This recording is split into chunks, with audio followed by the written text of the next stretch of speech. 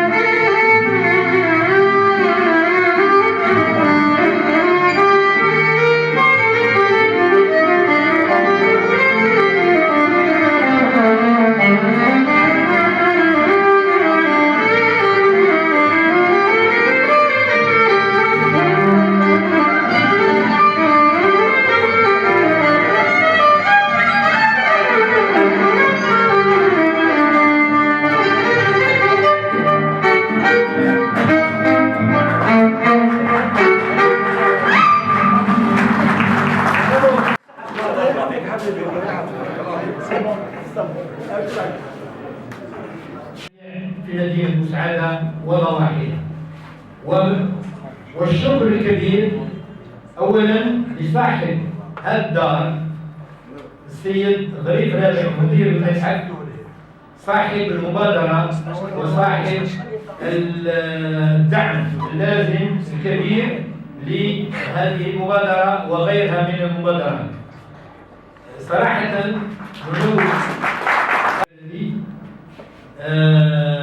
نحيي هذا الجلسة وهذه المبادرات والحفل هذا بالتنسيق مدير المتحف بالتنسيق مع لجنة الحفلات للمجلس الشعبي البلدي عبد الله زياد لجنة الثقافة والرياضة الذين كانوا سبب وكانوا وراء إنجاح هذه المبادرات، وإن شاء الله سنبقى مع بعض كلنا سواء كان لجنة حفلات أو لجنة شبيبة والرياضة إن شاء الله الثقافة والرياضة نبقى إن شاء الله دائما وراء هذا العمل المفيد الثقافي لمدينتنا. نرحب بكم جميعا خلينا في الأخير لأن الفيزا فورمون يبقى أندرني. نرحب بكم جميعا. الترحيب بالسلطات المحلية على رأسهم السيد العميد الشرطة والكوميسار لمدينة مسعدة نشجعه معنا نشجعه وأهلا وسهلا به ونمد يد نقولها أمامكم أننا نمد يد العون فنحن في الخدمة ونجاحك في مهامك هو نجاح مدينة مسعدة. أهلا وسهلا بك. إذا نرحب بالجميع. قبل هذا أو الحاج كمال ليبدأ لنا بالكلمة الأولى ثم نمر إلى المحاضرة. شكرا للجميع وأهلا وسهلا بكم جميعا ونبدأ في ما هو مبادرة ولات مرجعية بالنسبة لنا. لما نكتبوا أنا بالنسبة لي لما نكتب مقالة ونتكلم على بوسعادة ما نقولش البوسعادي قالها، نقول سي يوسف نسيب قالها، لأنه المرجعية تاعو هو. والبارح يتكلم لي فيها قال لي الحاج عمار بالمداني وما أدراك ما الحاج عمار بالمداني. هو بعد ذلك أصبح أستاذ بجامعة الجزائر وأستاذ محاضر في جامعة ميلانو في إيطاليا وباريس واحد. هو مؤلف لتقريب 15 كتاب فيما يخص الثقافة وهو مختص في الثقافة، ولكن المسيرة تاعو بالنسبة لبوسعادة ما حبستش هنا، لأنه في 2012 اعتمد هو وسي قادري ولد المنطقة أستاذ جامعي في باريفيت، داروا مبادرة فيما يخص بوسعادة وشافوا سي رشيد بن عيسى مشكور في المناسبة هذه، لأنه وظف الأموال والإمكانيات المادية باش المؤتمر الدائم للبلدان التاريخية للحوض الأبيض البحر الأبيض المتوسط توقع لهنايا جلسة من تاعو في مارس 2012 وجماعة هنا حضروا، كانت فيها 3 أيام تاع أعمال ورشات ودخلوا في القضايا نتاع بوسعادة باش تدخل بوسعادة في هذا الشبكة أو الريزو. سيت اون اون جي انترناسيونال بصح عندها إمكانيات.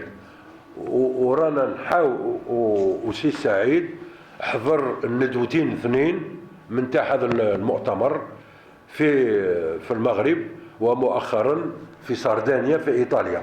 يعني رانا نحاولوا باش ندخلوا في هذه المبادرة، لأنهم وعدونا باللي ينجموا يوفروا لنا أموال للحفاظ على القصر، وهي الذاكرة تاع بوسعادة الكل في القصر، يروح القصر تروح الذاكرة تاع بوسعادة. هذا مفهوم. هذا هو رانا نصبوا في هذا الاتجاه، وإن شاء الله نكونوا موفقين وندخلوا في هذا لأن الناس ما تتعلاش على أموال اللي تجينا من جمعيات معروفة بصداقتها مع الجزائر بعرفانها بالجميل. هذه ما تخليناش نتعلاو على هذه المساعدات. على الأقل لا ما كانش ماليه تكون فكريه باخصائيين بليزيكسبير هذا رانا هذا باش تكونوا في الصوره. باش ما نطولش عليكم، دونك سي يوسف هاني لميت القدم يعرفوه. ونسينا ما قلناش لا تيز سيتي كولتور وازيان الوازيز دو بوسعاده، يعني ثقافات واحيه. والواحد يرجع لهذا الكتاب ويشوف كيفاش اسلافه كانوا عايشين، كانوا منظمين رواحهم في مجتمع متماسك. بارك الله فيكم. تفضل سي سعيد، مشكور.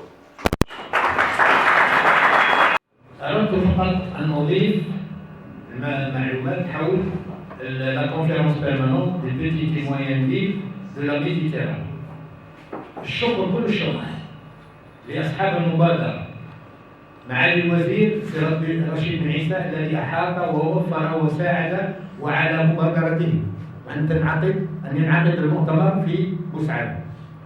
والشكر كذلك للبروفيسور يوسف نسيب اللي هو ممبر فونداتور عضو مؤسس في هذا المؤتمر. هو من الجزائريين سي قادر عيسى اللي هو يمثل باري ميتيان، والسي احمد عبد القادر اللي هو من باريس واحد.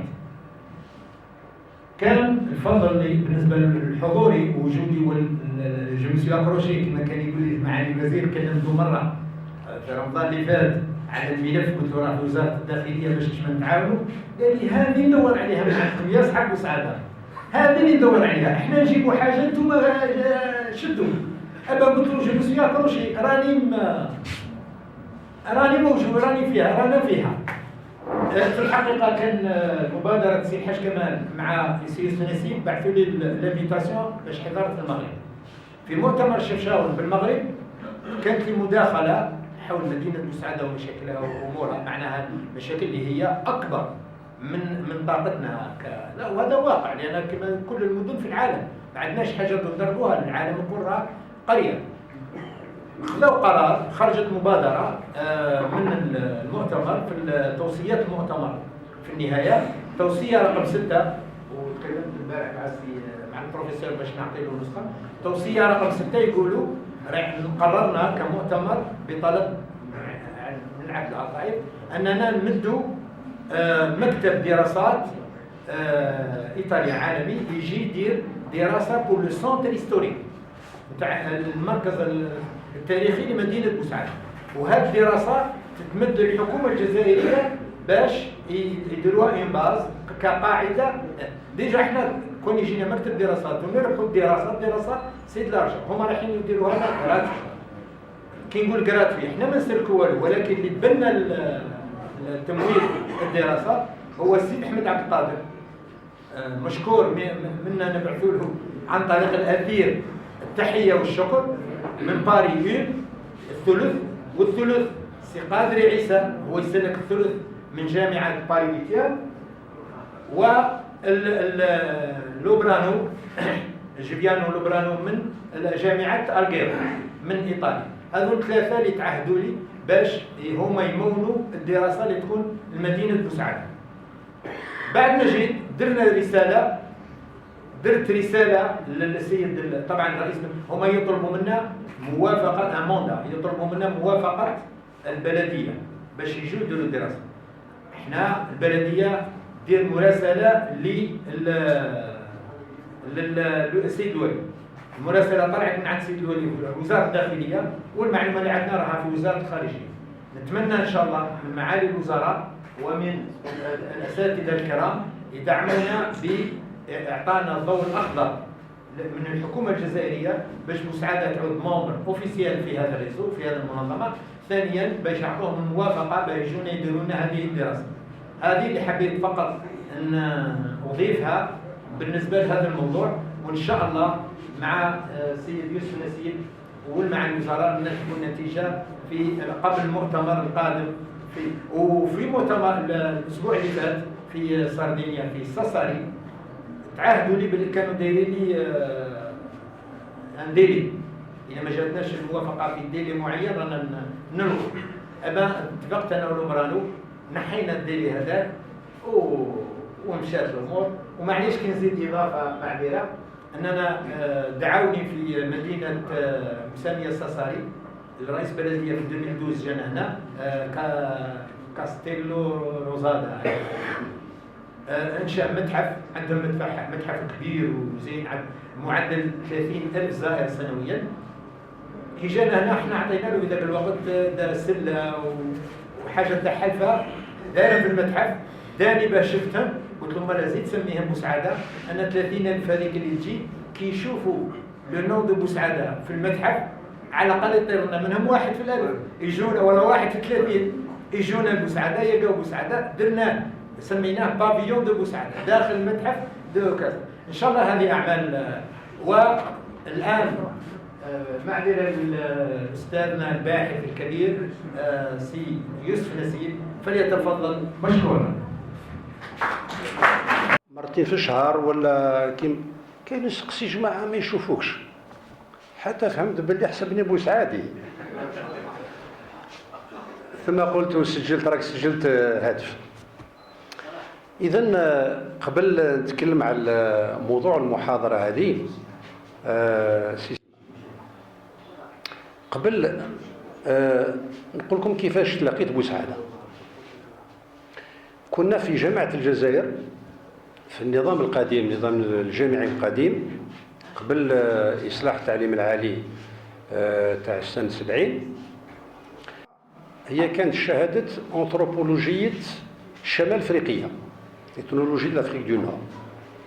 وفي إطار تلك الشهادة كانوا طلبة كانوا عندهم امتحان دوري في شهر جوان، وفضلا عن الامتحان تاع الشهر جوان كنا نديوهم في الميدان باش يديروا دراسة ميدانية طبقا لمواضيع اللي كنا نسجلوها ونحضروها مسبقا، يعني من ناحية منهجية، من ناحية المواضيع إلى آخره. واحد السنة مشينا لطمرست مع الطلبة، واحد السنة مشينا للشنوى، واحد العام مشينا لبني دوالا، وهذاك العام خيرنا بوسعاده. ولكن كي جينا باش نحضروا العمل تاع الطلبه في الميدان، لقينا باللي بوسعاده ما كانش دراسات فيها عليها. واش كاين؟ كان ان دي اس داروه طالب اون اركيتكتور في الميدان المعماريه، كانت مقالات مختلفة في الصحف،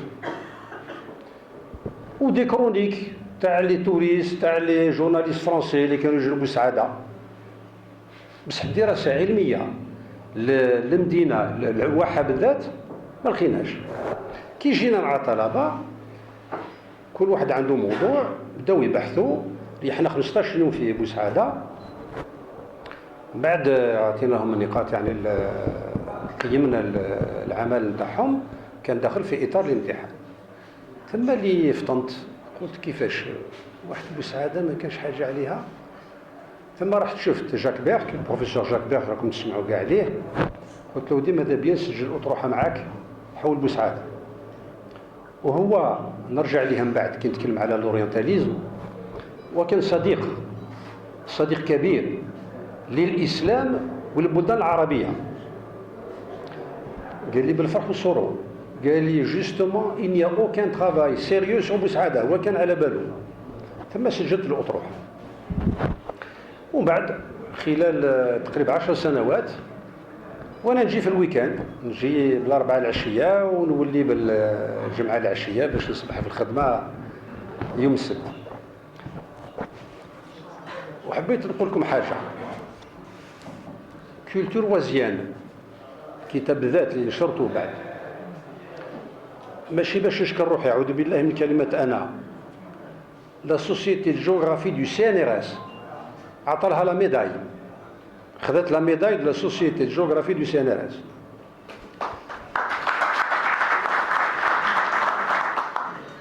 مالا درك نرجع لموضوع المحاضره، ولكن لو سمحتم نتكلم بالفرنسيه لان معينه بالتدقيق انا لازم نستعمل اللغه اللي ممكن بالنسبه لي تعبر احسن عن المفاهيم عن تلك المفاهيم. L'orientalisme est un courant qui est né au XIXe siècle. Mais il a des racines plus profondes. L'intérêt pour l'exotisme à partir de l'Europe date en fait de la fin du Moyen Âge. À partir du moment où les musulmans sont arrivés en Espagne en 711 et qu'ils ont atteint le sud de la France dans la deuxième moitié du 7e siècle, le monde musulman est devenu connu pour les Européens, notamment les Européens du Sud. Mais leur connaissance de l'islam n'était pas positive. Parce que pour eux, l'islam, c'était les gens qui les avaient envahis, qui étaient arrivés chez eux. Donc l'image n'est pas restée positive au Moyen-Âge. Si bien que dans la chanson de geste, notamment la chanson de Roland, que les plus âgés connaissent peut-être, la représentation du musulman est plutôt négative. Mais les choses vont évoluer. À la Renaissance, cette image va se perpétuer, notamment dans des ouvrages comme ceux de Rabelais. Mais c'est au XVIIe siècle que l'on va s'intéresser davantage au monde musulman, qu'on va appeler l'Orient. Et la première trace que l'on trouve au XVIIe siècle de la représentation du musulman, nous l'avons chez Molière, dans Le bourgeois gentilhomme. Dans Le bourgeois gentilhomme, nous avons un personnage qu'on a appelé le Mamamouchi, qui est un terme soi-disant turc, mais qui est en fait un terme tronqué. Et ce Mamamouchi, c'est la représentation du musulman tel qu'on pouvait se le représenter, c'est-à-dire avec des vêtements fantastiques, avec un comportement qui est celui de quelqu'un qui évidemment ne connaît pas du tout la culture française, si bien que dans la représentation du personnage chez Molière, le Turc apparaît comme quelqu'un d'étrange. Et voilà, ce mot étrange est important parce que lorsque les Romains sont arrivés chez nous et qu'ils ont trouvé les Imazirans, les Berbères, comment est-ce qu'ils les ont appelés? Le mot vient d'eux. Ils les ont appelés Populo Barbaro, c'est-à-dire peuple étrange, peuple bizarre. Pourquoi bizarre? Parce que les Imazirans qu'ils ont trouvés portaient le burnous, Chéchia, Yakul le couscous, c'est des choses qu'ils parlaient le tamazirt. Donc ce sont des choses qui étaient étrangères au monde latin.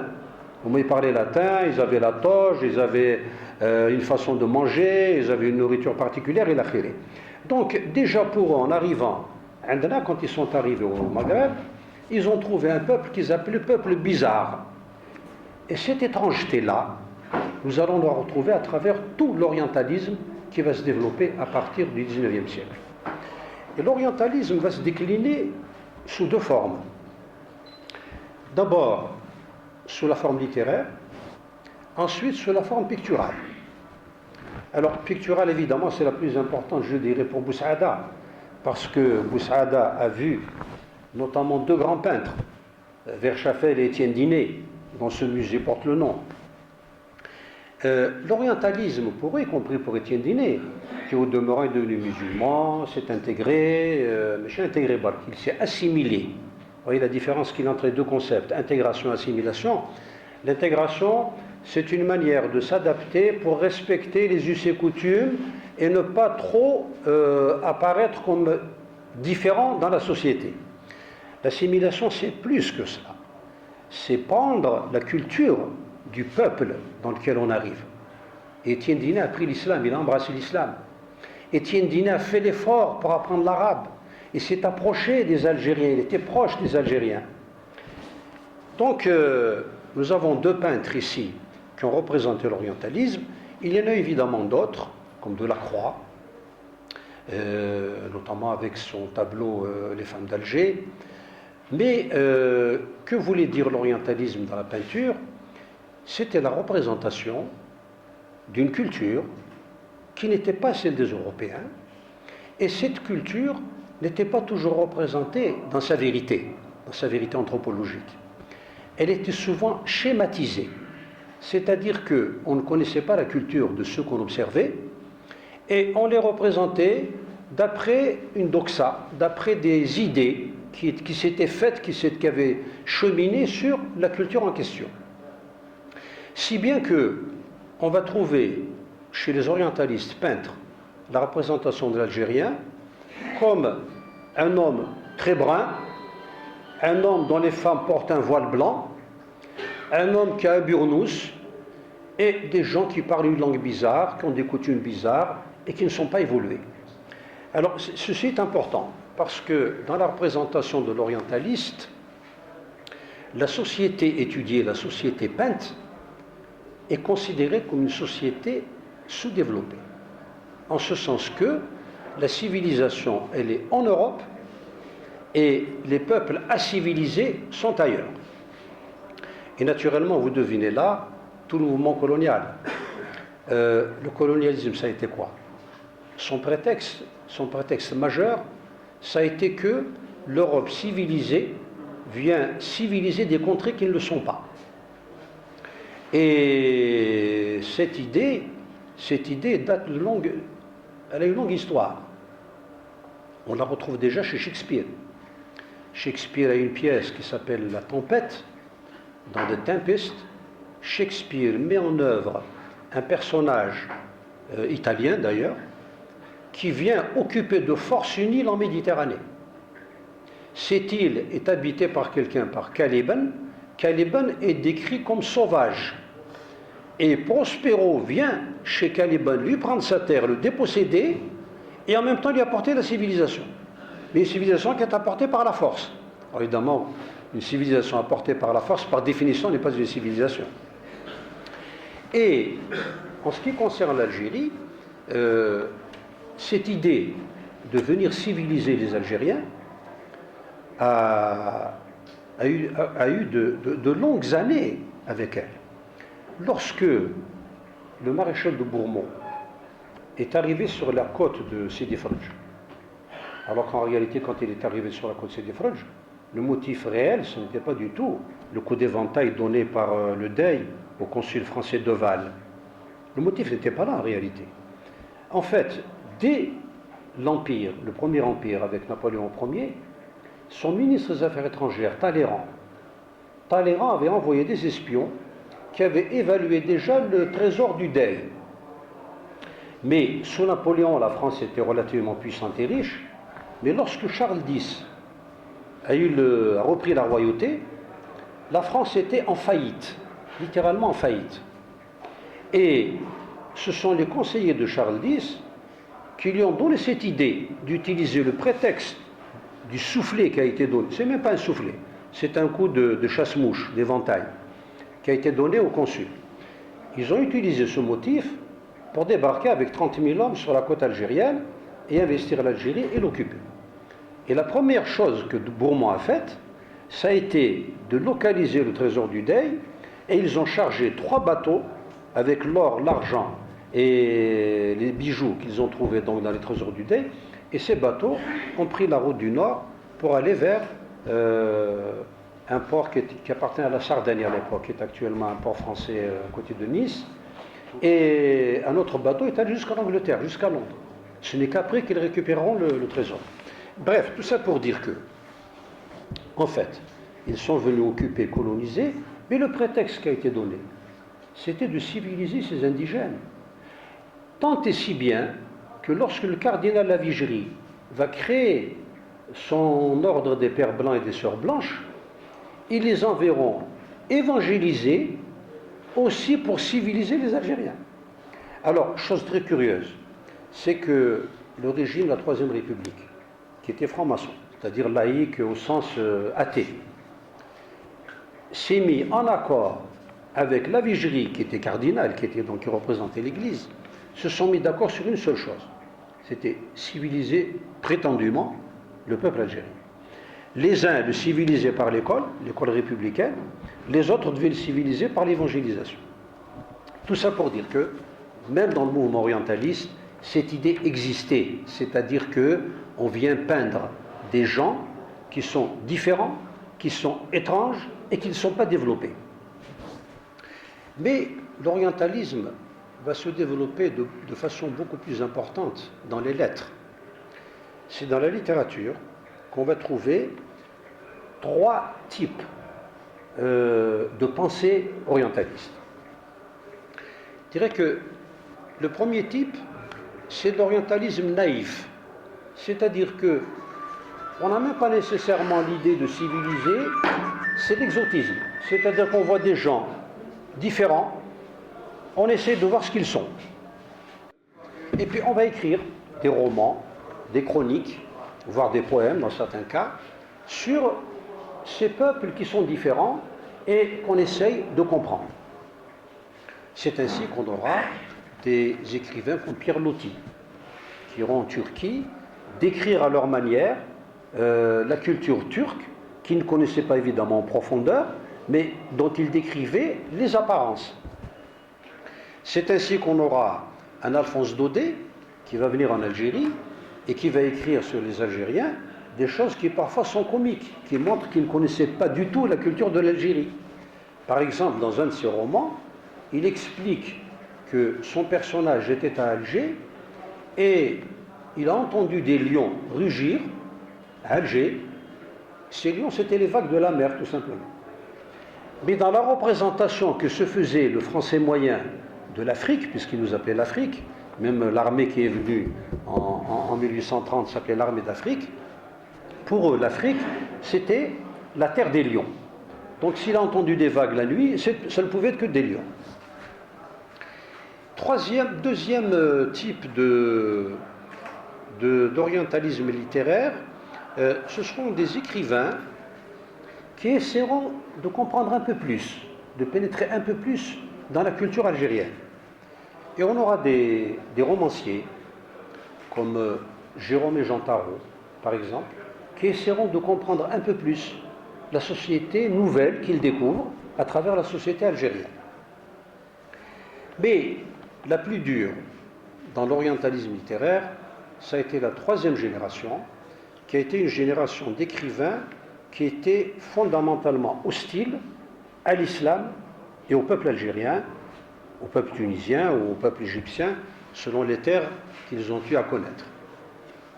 Alors, cette génération d'écrivains a quelqu'un qui est un peu le symbole, c'est le porte-drapeau de cette école littéraire du XIXe siècle et qui a d'ailleurs empiété sur le XXe siècle, c'est Louis Bertrand. Louis Bertrand était à l'origine un enseignant, il a fait Normal Sup, il est agrégé de philosophie, il a enseigné dans un grand lycée parisien, et il est venu en Algérie s'installer ici, il a enseigné au lycée qui s'appelle aujourd'hui lycée Abdelkader, lycée Bugeaud. Et arrivé ici, il s'est mis à voyager en Algérie et puis à écrire sur les Algériens et sur leur culture. Alors là, l'idée fondamentale de Bertrand, c'était que le peuple algérien n'existe pas en tant que tel. Écoutez bien la lourdeur de cette pensée. Le peuple algérien, en réalité, a été chrétien dans l'Antiquité, ce qui est vrai historiquement. Les Imazighénes étaient chrétiens, ils ont été convertis au christianisme. Ils ont même donné 3 papes à l'Église. Ils ont donné Saint-Augustin, ils ont donné Saint-Cyprien, Apulée. Mais ces Berbères, ces Imazighénes qui étaient chrétiens, ils étaient chrétiens à une époque où il n'y avait pas l'islam. L'islam viendra au 7e siècle. Et ils étaient chrétiens entre le 2e et le 5e siècle.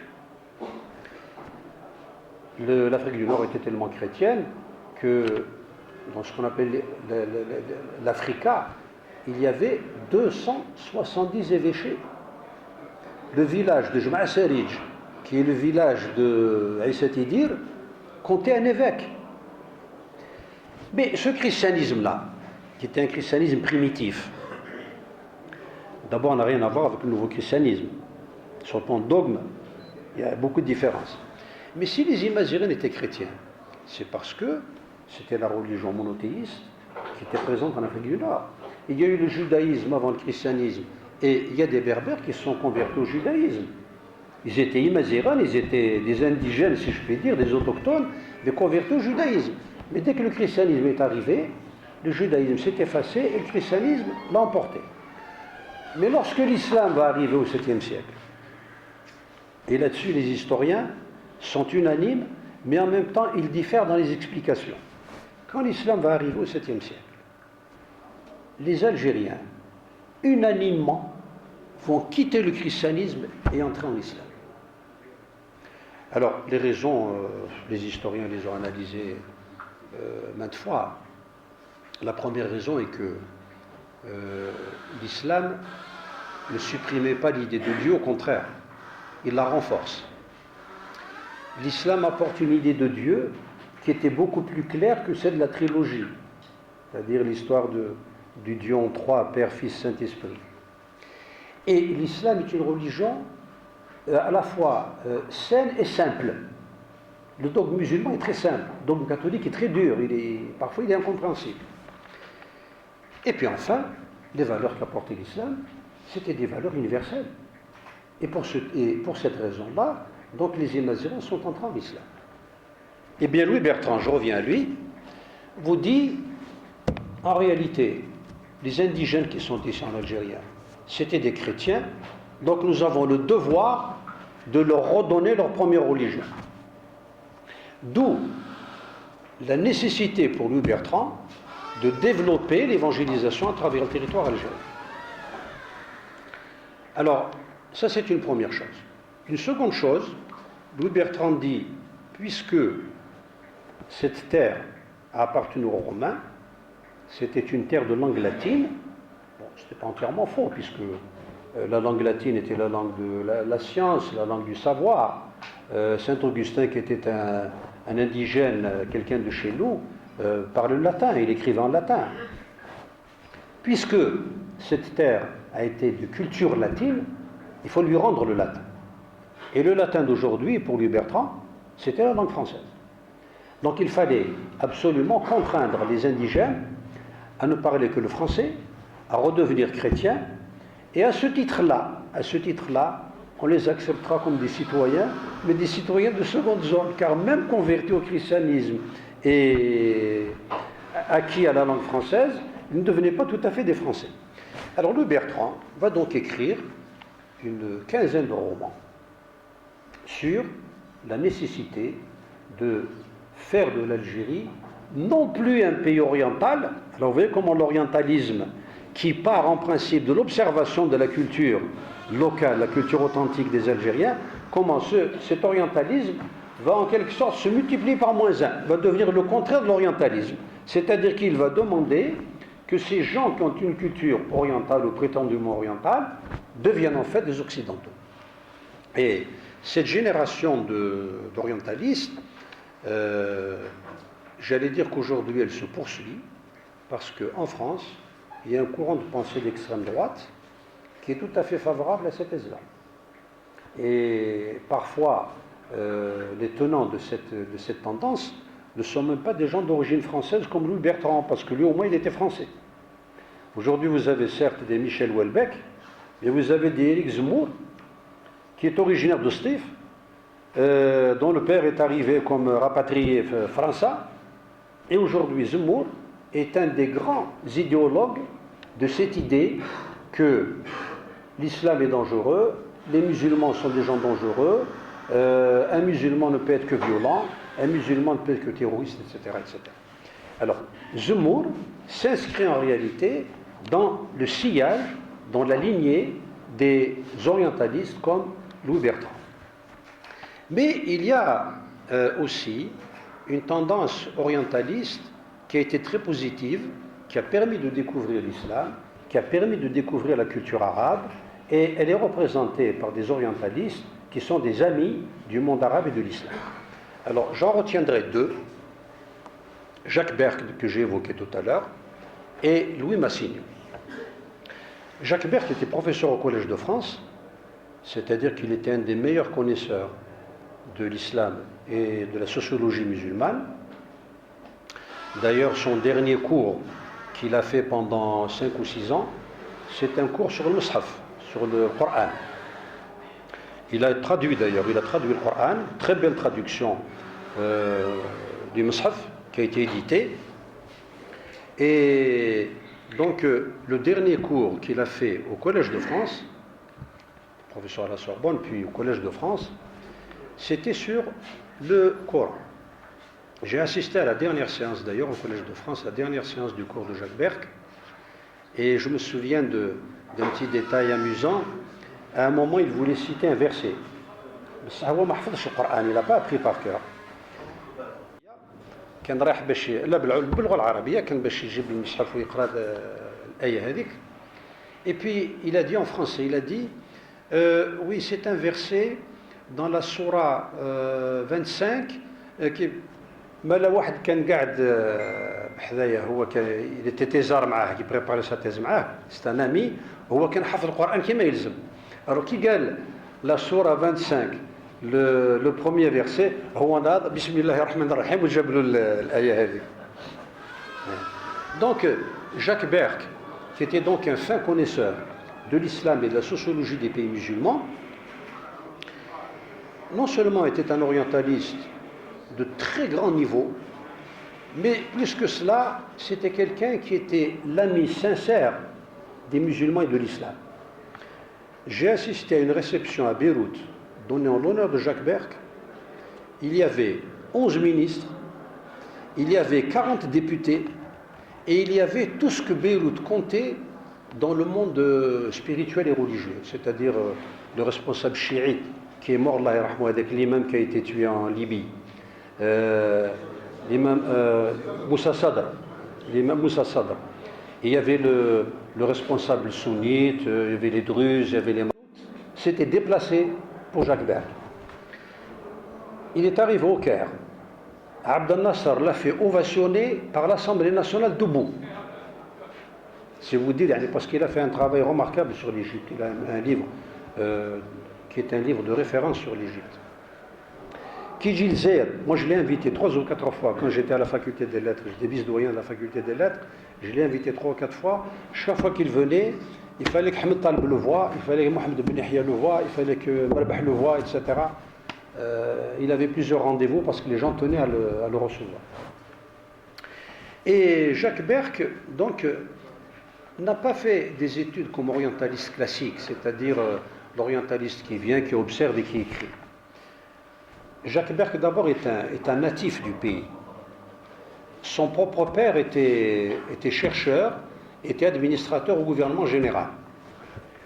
Donc il a grandi dans ce pays et il connaît le pays de l'intérieur. C'est-à-dire qu'il a commencé par pratiquer l'arabe dialectal interna avant d'apprendre l'arabe classique.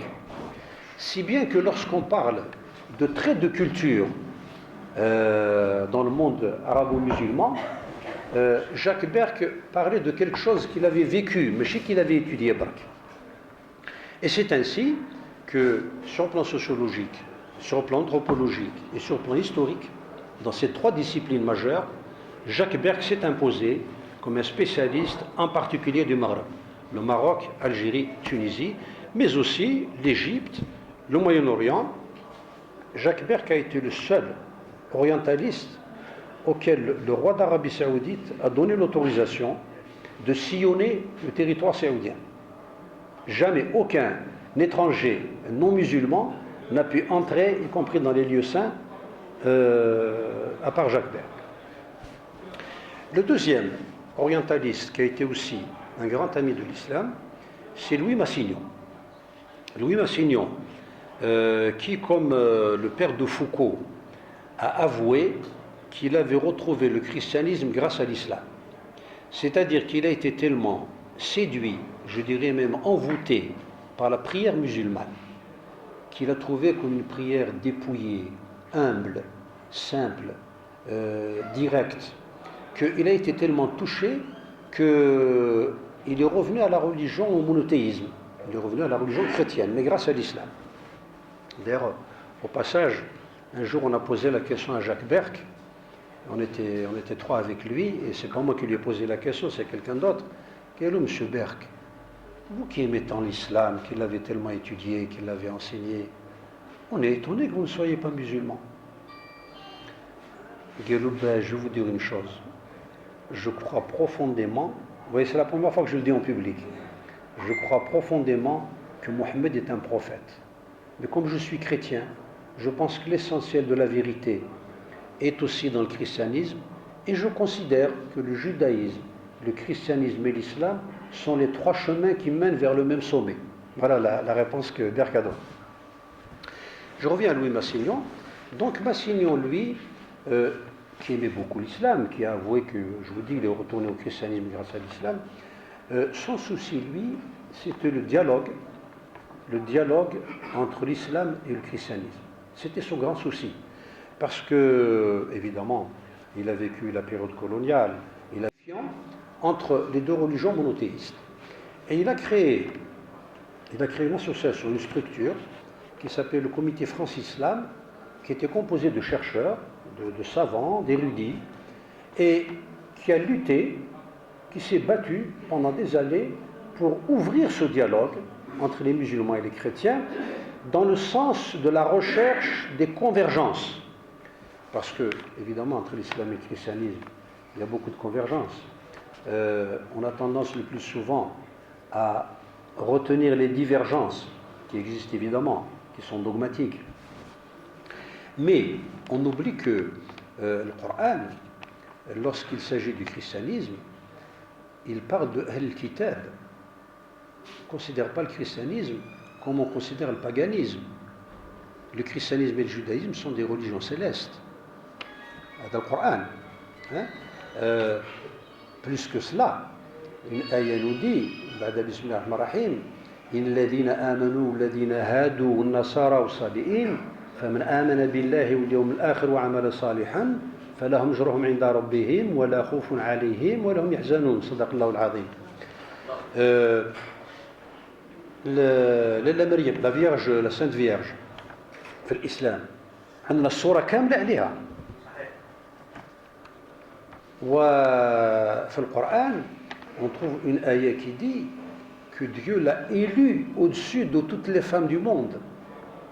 عندنا حديث سقسوا الرسول عليه الصلاة والسلام على بنته فاطمة قال لهم فاطمة تروح الجنة ولكن تسبقها واحد المرأة هي مريم. C'est pour dire que le christianisme dans l'islam, il a un sens. Mais le problème pour nous, pour l'islam, c'est que le christianisme primitif, qui était monothéiste, qui ne considérait pas Nabi Isa comme un dieu, qui le considérait comme un prophète, ce qui est fondé. Ce christianisme primitif a été à l'occasion du concile de 325, le concile de Nicée, qui est organisé par un empereur, par Constantin Ier. C'est ce concile-là qui a décidé que les chrétiens primitifs, ce qu'on appelle les judéo-chrétiens, et qui croyaient en un seul Dieu, et qui croyaient en la prophétie de Isa, ces chrétiens-là étaient mis de côté et on a imposé le dogme de la Trinité à partir de 325. Sinon, les chrétiens d'avant ce concile-là étaient des chrétiens qui répondaient exactement aux critères de Al-Qur'an. Alors, donc, je reviens à Louis Massignon. Ce que Massignon recherchait, c'était une réflexion, un travail en commun entre musulmans et chrétiens pour essayer de trouver les divergences et montrer qu'il y a beaucoup plus de proximité entre les chrétiens et les musulmans que de divergences. Alors évidemment, quand on sait ce qu'ont été les croisades n'ont pas été une tournée touristique en Palestine, ça a été ravageur. Les croisades ont engendré des catastrophes sur le plan humain, sur le plan économique. Ils ont fait souffrir et tuer des centaines de milliers de gens au Moyen-Orient. Quand on sait ce qu'ont été les croisades, il est évident que la plaie est restée. Donc, les efforts qu'ont déployés les Massignons ou les Jacques Berck ne pouvaient pas toujours être porteurs parce qu'il y avait toujours le souvenir de ce qui avait été fait du côté musulman, de ce qui avait été fait par Salibié. Il n'en demeure pas moins que les efforts de Louis Massignon ont quand même porté parce qu'il a réuni autour de lui beaucoup de penseurs, des musulmans et des chrétiens, qui ont essayé de défricher le terrain, pas facilement. Et dernièrement à Alger, il y a eu un colloque là-dessus, sur la proximité spirituelle entre ces deux monothéismes que sont le christianisme et l'islam. J'y ai participé d'ailleurs, j'ai été invité. Moi, j'ai publié un livre sur la Sainte Vierge chez les musulmans. Et j'ai contribué par une communication là-dessus, sur ce que représente Hélène Maryam pour l'islam, qui est un personnage saint, hors du commun, qui est la seule femme d'ailleurs pour laquelle les musulmans disent alayha salam, alors qu'alayhi salam on le dit pour les prophètes. Isa alayhi salam, Moussa alayhi salam, et pour Maryam c'est Maryam alayha salam. Donc je vous dis, cette idée de Massignon de lancer un dialogue entre les musulmans et les chrétiens pour qu'on sorte de l'orientalisme classique qui considérait qu'il y avait une culture supérieure et une culture inférieure, cet effort-là a connu des lendemains. Il y a notamment Cheikh Mouammar Allah yarhamou, qui vient de mourir, qui a été président du Conseil supérieur islamique, qui a travaillé avec Massignon, qui était un de ses élèves, qui a travaillé avec lui sur cette idée de travailler à une forme de réconciliation spirituelle. Mais il ne s'agit pas de réconciliation politique, parce que le problème c'est que dès qu'on politise une question spirituelle, on lui enlève sa sève, on lui enlève sa substance, parce que c'est une vérité céleste, elle dépasse les contingences du politique. La vérité politique, c'est une vérité terrestre, elle est là. Même si on a de grands politiques qui sont mus par des sentiments de justice, par des sentiments d'élévation, par des sentiments de dignité, de service, etc. Il n'en demeure pas moins que nous sommes sur terre. La vérité.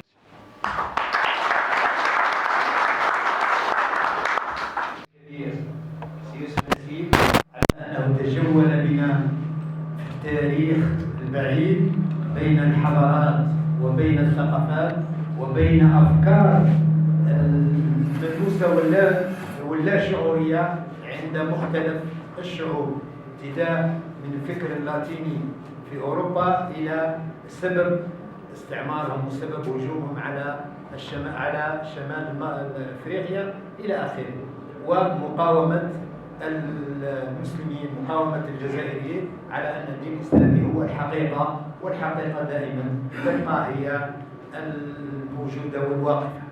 شكرا أستاذ الكبير على هذه المبادرة، شكرا على تلبية دعوتنا وتلبية دعوة مساعدة، ونحن متأكدين أنه ما يغيرش كل من ندعو إن شاء الله يكون جنبنا، ما عندناش شك.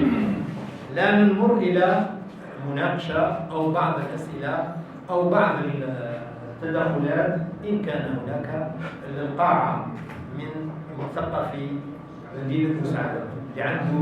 بداية شكرا لأصحاب المبادرة، والشكر الكبير للأستاذ المحاضر.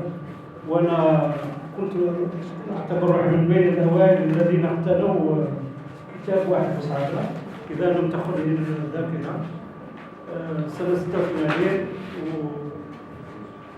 ومطبوعات ديوان مطبوعات الجامعية. لكن الشيء اللي نتمناه وتمنيته أن هذا الكتاب يترجم بالعربية حتى يكون الفائدة أعم، وإلا إذا تعذرت الترجمة بما لا ملخص. أهم في هذا الكتاب يترجم إلى العربية، لأن كما نعلم أن الجيل الصاعد تقريبا يحسن العربية دون سواها، ومن حق حتى المعربين أو الذين لا يحسنون اللغة الفرنسية أن يطلعوا على هذا الكتاب. وأنا شخصيا مثل ما ذكر سيفارو أعتبره ربما أول كتاب وآخر كتاب من حيث الأهمية وخاصة المادة العلمية فيما يتعلق بمساعدة. إذا شكر جزيل للأستاذ، ونتمنى أن ترى النسخة العربية النور في أقرب وقت، وشكرا. وما عندنا من اعتراض. متوفر فيها أكثر من 500 صفحة، مترجمة الآن هي دور على تقريبا 200,000 دينار صفحة، وباش يترجم هذا ما عندي مشكل. ولكن عندي أمال مع النشر أو النشر باش يترجموا العربية حتى يصبح القراء من اللغة العربية يقرأون. هي الحقيقة ماشي قضية السمعة، ولكن المشكل باش تلقى مترجم يترجم لك يعني المفاهيم بالتدقيق باش يعطي كل مفهوم المعنى تاعو مساعد. تعرف انا كي كنت ذكرت ديوان الطباعات الجامعية كنت مدير عام تاع الديوان، عطيت كتاب الاستاذ محيو ممكن تعرفوه، محيو اللي كان استاذ القانون. عطيت كتاب محيو مترجم سوري وكان مزدوج اللغة، وقال لي بلي يحسن اللغة العربية كان أحسن من الفرنسية. عطيت له الكتاب ترجمه، بعد ما ترجموه عطيت له الواحد باش يراجعه، ولقى الجملة هذه باش نعطيكم يعني مثال. محيو بالفرنسية يقول الجملة تاعو les institutions algériennes à cheval sur كذا كذا. ترجمها لي المؤسسة الجزائرية على ظهر حصان هذا في لقيته قلت له سي فلان الترجمة تاعك كيفاش؟ قال لي كذا دكتور وانا كذا ودكتور جامعة دمشق. قلت له لا مش راجل دكتور ماشي دكتور، شوف المفردات يستعملها. هذا على سبيل المثال باش نترجم الكتاب لازم التاريخ مترجم يكون يحسن بالصفة الدقيقة، لا سيما لغة الخروج، اللغة اللي يترجم عليها. إن شاء الله نلقاو، يعني أنا عندي أمل باش نترجم كتاب مزيان، ولكن بالمناسبة مادام عندي كلمة لماذا العنوان هذا؟ كولتور وزير وبلوغال بالجمع. Parce qu'il s'agit de deux cultures. Il s'agit d'un modèle de culture agronomique, d'une agriculture à 3 étages. Je parle devant un ancien ministre de l'Agriculture. Cette agriculture à 3 étages est un chef-d'œuvre en soi. عندكم نخلة، elle produit la date, c'est le sommet. عندكم l'intermédiaire, c'est le verger. On a des grenadiers, des orangers, des pommiers d'Afrique. Et vous avez le jardin, avec tous les légumes possibles, potagers, à la base. Tout ça, Boussada en a fait en orfèvre, comme un véritable orfèvre, on a fait un bijou, ça parle de. Malheureusement, les choses ont évolué, pas dans le bon sens. Parce que la palmerie que j'ai connue, qui comptait 30 000 palmiers, et qui produisait 6 variétés de dattes, avec une variété qui était très bonne, qu'on pouvait vendre, qu'on pouvait exporter, qui était très bonne. Je crois que maintenant, les 30 000 palmiers, c'est de l'histoire. Je ne sais pas combien il en reste maintenant, 10 000 ou 15 000.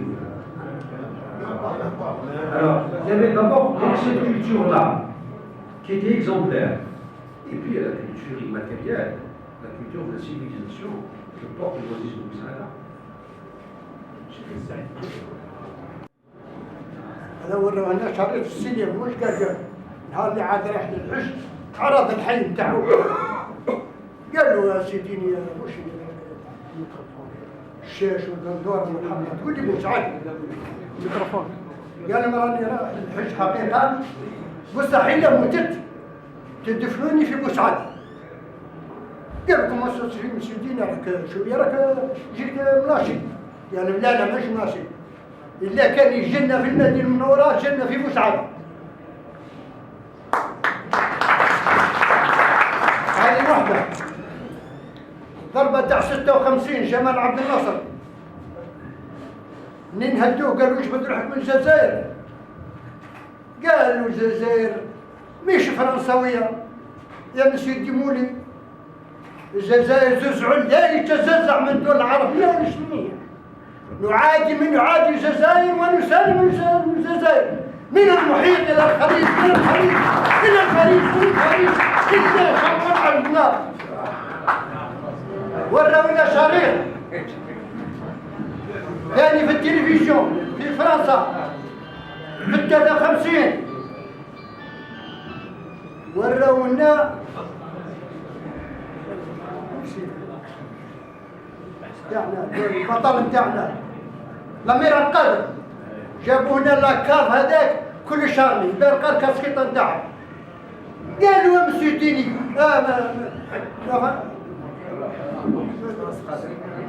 الامير عبد القادر 17 سنه وانت تشرك فينا، ما تفاوض معنا مولو.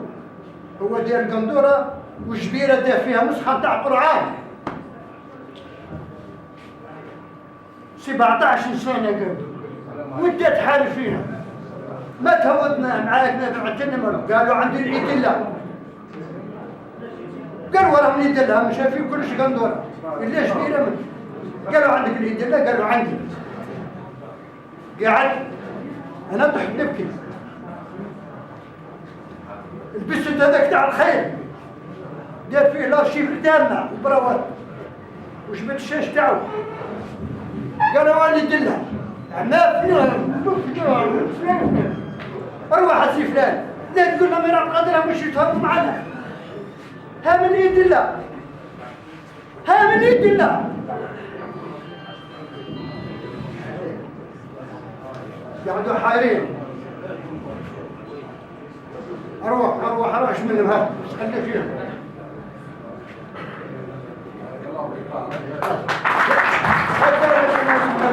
راه السنين معفرين.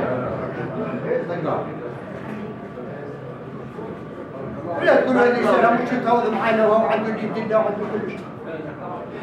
كنتوا فرنسا وكنتوا هنا. قالوا خير الامير القادر وانت روح وساعة زي ما تدخلهاش. قالوا خير وانت روح زي ما تدخلهاش. قالوا ادوني سوريا. قالوا كاش ما توصي عائلتك ولادك خاوتك. قالوا ما عندي ما نسعى والو في الجزائر، نسعى العود الله فيه والسيف والمكيحله. هذا ما سعى. يا سي الامير القادر ما عندك والو؟ قالوا قلت لك ما عندي والو، عندي العود الله فيه يديروا في المعرض كله. هذا طاف رقم في الاكاف. مبروك عليك روح الشغل. وهذه هي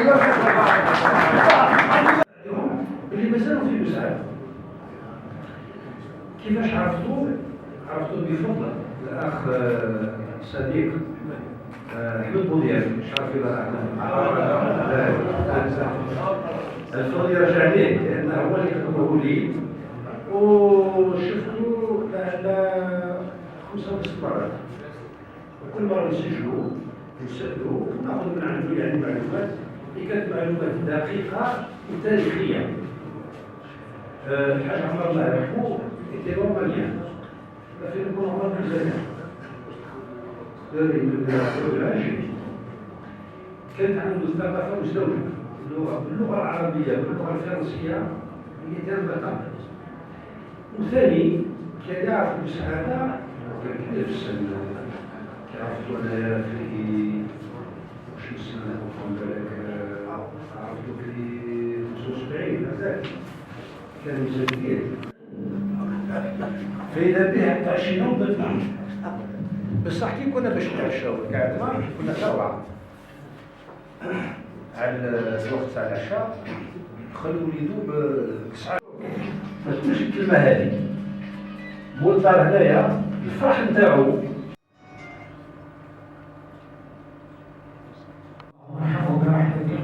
واعف عنه بعفوك وادخله الجنة يا رب. كان شابا نشطا في مدينة المساعدة وكان عازفا بارعا. شكرا للجميع. والآن سي